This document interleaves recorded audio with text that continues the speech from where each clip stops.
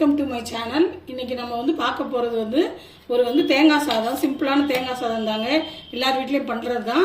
நம்ம ஒரு தடவை வந்து இது மாதிரி என்னோட ஸ்டைலில் கொஞ்சம் பண்ணி பாருங்கள். தேங்காய் சாதமும் அதுக்கு வந்து மேட்ச் வந்து எள்ளு துவையல் தான் ரொம்ப சூப்பராக இருக்கும். உருளைக்கிழங்கு சிப்ஸ் வச்சு சாப்பிட்லாம். ஆனால் கமகமான எள்ளு துவையல் வச்சு சாப்பிட்டிங்கன்னா ரொம்ப டேஸ்ட்டாக இருக்கும். வாங்க ரெண்டையும் எப்படி பண்ணலான்னு வீடியோவில் போய் பார்ப்போம்.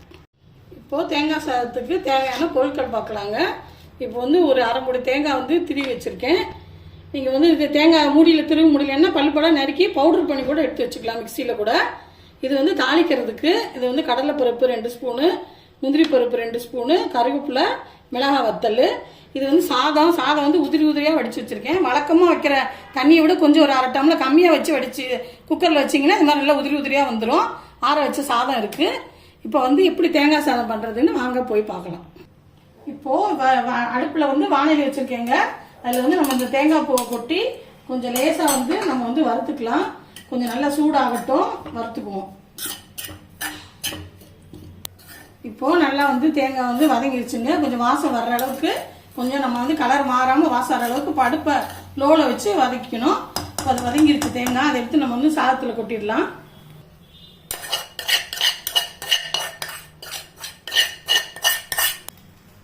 இப்போது மறுபடியும் அந்த சட்டியை நல்லா கழுவிட்டு அடுப்பில் வச்சுருக்கேங்க. தேங்காய் எண்ணெய் ஊற்ற போகிறேன் தாளிக்கிறதுக்கு. வழக்கமாக நம்ம நல்லெண்ணெய், ரீஃபைண்ட் ஆயில் ஏதாவது யூஸ் பண்ணுவோம். ஆனால் வந்து இது வந்து தேங்காய் எண்ணெய் ஊற்றினா தான் சாதம் வந்து நல்லா கமகமான வாசமாக இருக்கும். நீங்கள் தேங்காய் எண்ணெய் ஊற்றி செஞ்சு பாருங்கள். ஊற்றிட்டு அதுக்கப்புறம் கடுகு, கடலைப்பருப்புலாம் போட்டு தாளிக்கலாம். இப்போது கடுகு போடுறேங்க. அது வெடிக்கட்டும். நம்ம வந்து அடுப்பை குறைச்சி வச்சுட்டு அதுக்கப்புறம் வந்து கடுகுல போட்டுக்கலாம்.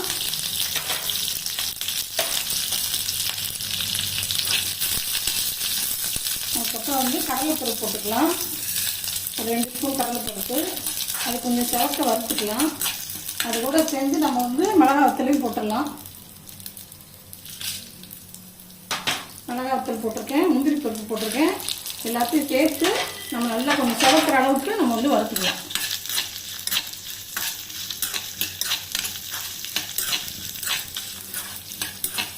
சாதத்தை தேங்காய் ஏற்கனவே போட்டுருக்கோம்ல, அதுலேயே வந்து இந்த தாளிப்பை போட்டுக்கலாம்.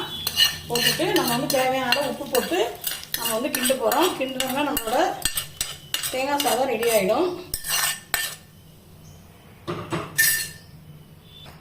தேவையான அளவு உப்பு போடுறேங்க. உப்பு போட்டுட்டு எல்லாத்தையும் நல்லா கிளறி விடலாம்.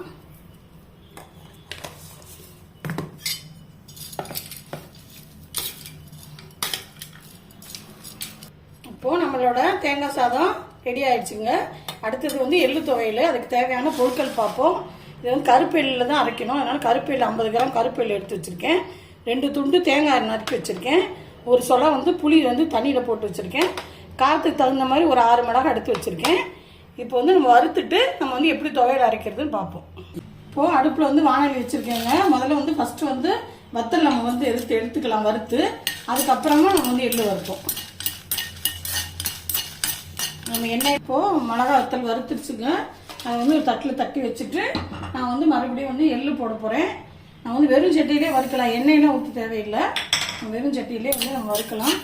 அந்த ஃப்ளேம் வந்து கூட்டி வச்சுக்கோங்க. அது எள்ளு வந்து படப்படன்னு வெடிக்கணும். அப்போ தான் வந்து அது வறுத்துருச்சுன்னு அர்த்தம் ஆகும். வெடிச்சிருச்சுன்னா நமக்கு ரெடி ஆயிடுச்சுன்னு அர்த்தம். அதனால் நம்ம வந்து வறுத்துக்கலாம்.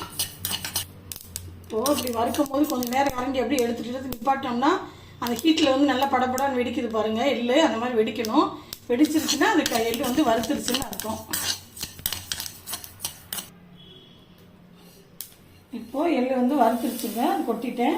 கொஞ்சம் நேரம் ஆற விட்டுட்டு நம்ம வந்து மிக்சியில் போட்டு அரைச்சிக்கலாம்.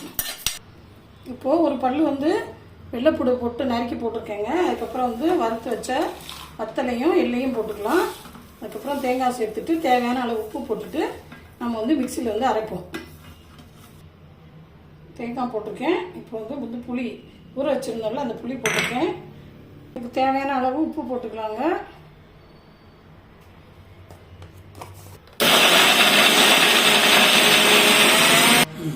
இப்போது நம்மளோட எள்ளு துவையல் வந்து ரெடி ஆயிடுச்சுங்க. கமகமான வாசம் வருது, எள்ளோட வாசம். நம்ம வந்து துவையல் ரெடி பண்ணிட்டோம்.